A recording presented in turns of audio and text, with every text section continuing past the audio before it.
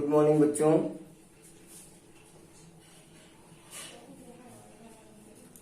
हम लोगों ने सततता को पढ़ा, शांतता का परीक्षण किया, बहुत सारे प्रश्न सॉल्व किए और लगभग समाप्त हुआ।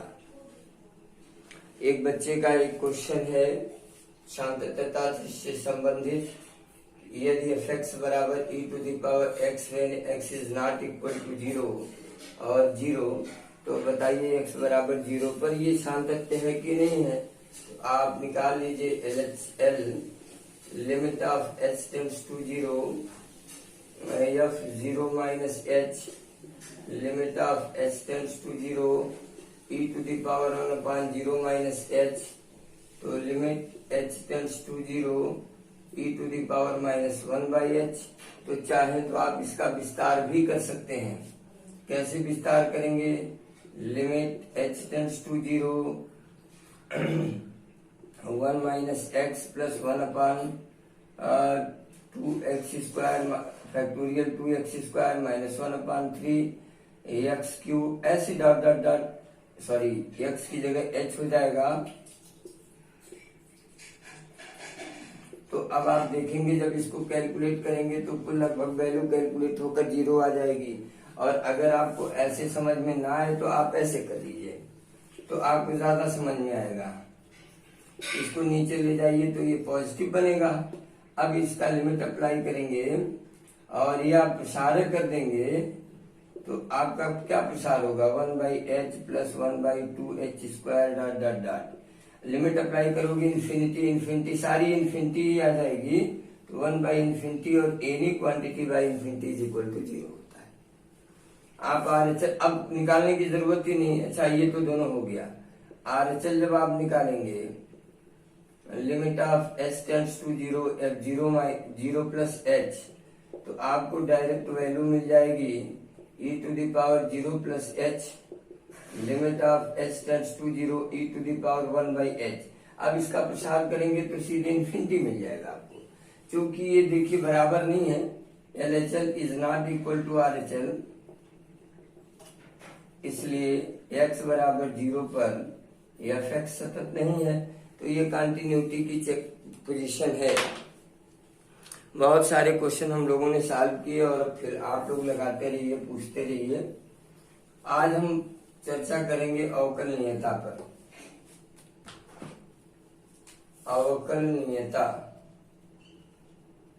अवकलनीयता जिसको हम बोलते हैं डिफरेंशियबिलिटी,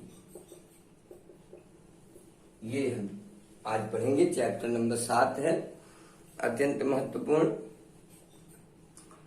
बच्चों, जिस तरह सातत्यता फलन का एक गुण है, उसी तरह अवकलनीयता, अवकलज, 3 शब्द हैं अवकलन में चैप्टर नंबर 7 में। अब आगे आप पढ़ेंगे धीरे धीरे। अवकलन एक क्रिया है, अवकलनीयता एक गुण है, प्रॉपर्टी है, और अवकलज अवकलन की क्रिया से प्राप्त एक रिजल्ट है, अमाउंट है, आप उसको रिजल्ट कह सकते हैं। तो अवकलन केवल उन्हीं फलनों का किया जा सकता है जो अवकलनीय हो। उसी अवकलनीयता का टेस्ट अब हम बताने जा रहे हैं आपको। बच्चों, जिस तरह से आपने वाम पक्ष सीमा और दाईं पक्ष सीमा को कैलकुलेट किया, उसी तरह दाईं पक्ष, दायां पक्ष अवकलज और वाम पक्ष अवकलज, ये 2 शब्द होते हैं। और मान लीजिए किसी वास्तविक संख्या a के लिए आप चेक कर रहे हैं, तो दायां पक्ष अवकलज क्या होगा? ये होगा fa plus h minus fa/h। और वाम पक्ष अवकलज क्या होगा? Limit h tends to 0 fa minus h minus fa/-h। ये हो जाएगा वाम पक्ष अवकलज।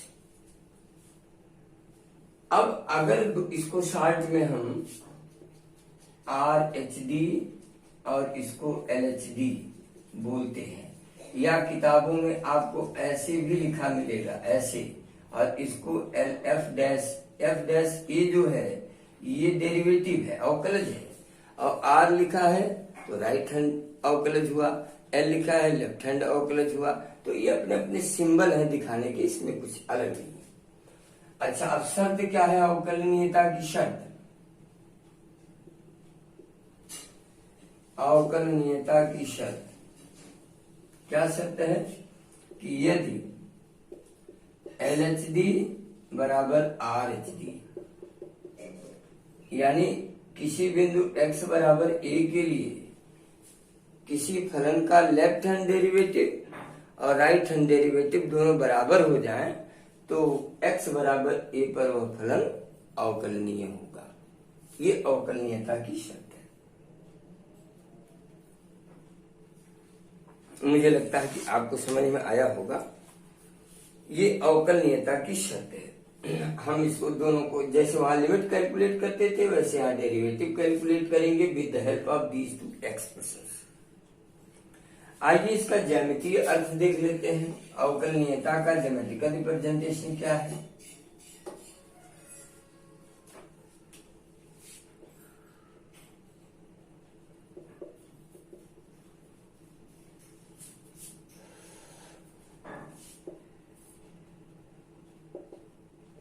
Geometrical meaning of derivative at a point. At a point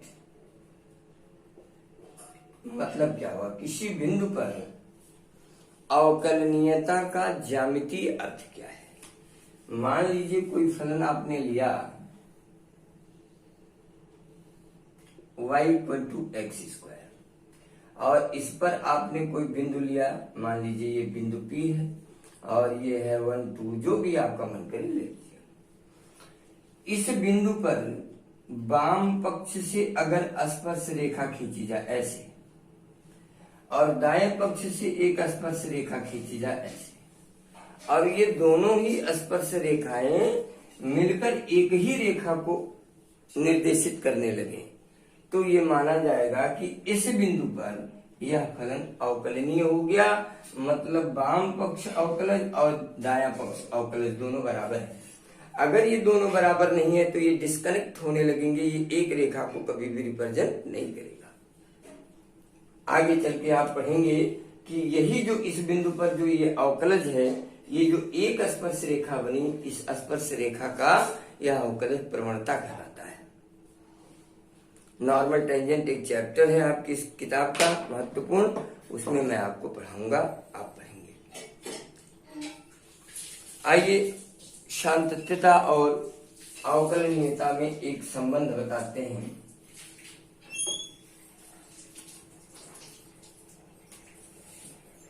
शांतता एवं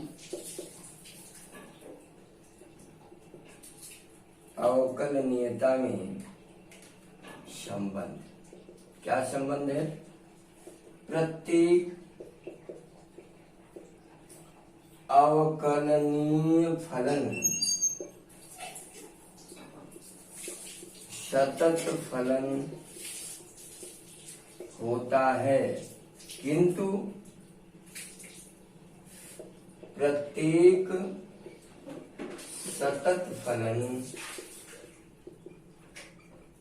अवकलनीय फलन हो यह आवश्यक नहीं है। बच्चों ये देखिए शर्त है कि अगर कोई फलन डिफरेंशिएबल हो गया, आपने सिद्ध कर दिया, तो उसकी कंटिन्यूटी को सिद्ध करने की आवश्यकता नहीं है, वो स्वयं कंटिन्यू है। शर्त है इसकी कि बिना कंटिन्यू के डिफरेंशिएबल हो ही नहीं सकता। अगर डिफरेंशिएबल है तो कंटिन्यू है, लेकिन जितने कंटिन्यू फंक्शन होते हैं वो सब के सब डिफरेंशिएबल हो, यह आवश्यक नहीं है। यानी इन केस अगर किसी क्वेश्चन में आपको डिफरेंशियबिलिटी एंड कंटिन्यूटी दोनों एक साथ प्रूव करनी हो तो आप कंटिन्यूटी के बजाय डिफरेंशियबिलिटी प्रूव कीजिए। डिफरेंशियबिलिटी प्रूव हुई तो कंटिन्यूटी स्वतः प्रूव हो जाएगी, अदरवाइज आपको कंटिन्यूटी डिफरेंशियबिलिटी दोनों को अलग अलग प्रूव करना पड़ेगा। इस बात को याद रखना। रोले का प्रमेय में आगे आपको पढ़ाऊंगा, वहां पर इसकी जरूरत पड़ेगी। तो आप कतई कंटिन्यूटी मत प्रूव कीजिएगा। क्या प्रूव करेंगे? डिफरेंशियबिलिटी प्रूव करेंगे। डिफरेंशियबिलिटी प्रूव तो कंटिन्यूटी प्रूव। ओके। और दूसरी चीज देखिए, एक चीज और जो मैंने बताया है, LHD इक्वल टू RHD, यह एक परिभाषित राशि मिलनी चाहिए। जब दोनों का आप निकालेंगे तो अपरिभाषित नहीं है, परिभाषित एक परिमित संख्या मिलनी चाहिए। तो इस बात का भी ध्यान रखिएगा। अगली चीज है अंतरालों में अवकलनीयता। दो अंतराल मुख्यतः आप पढ़े हैं, अंतरालों में अवकलनीयता।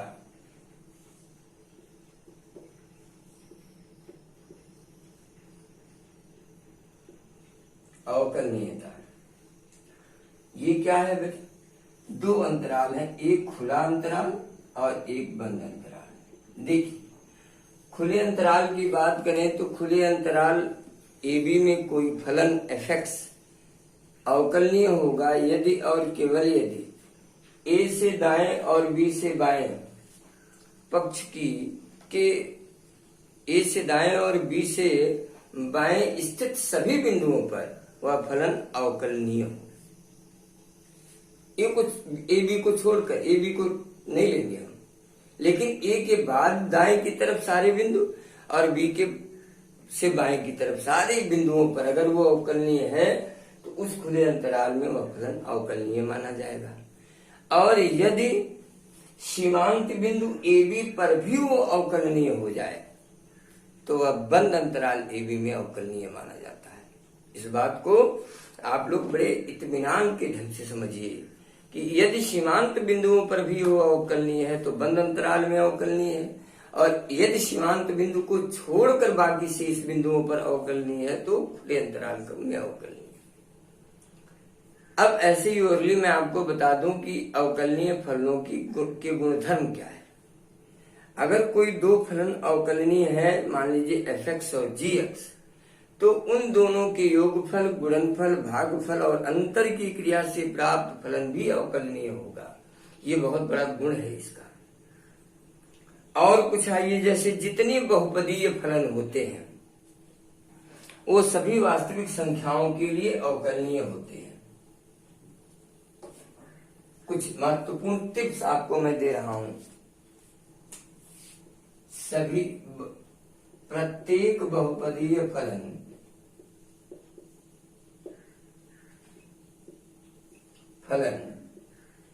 सभी फॉर एवरी रियल नंबर के लिए अवकलनीय होता है। नंबर 2, प्रत्येक लघुगणकीय फलन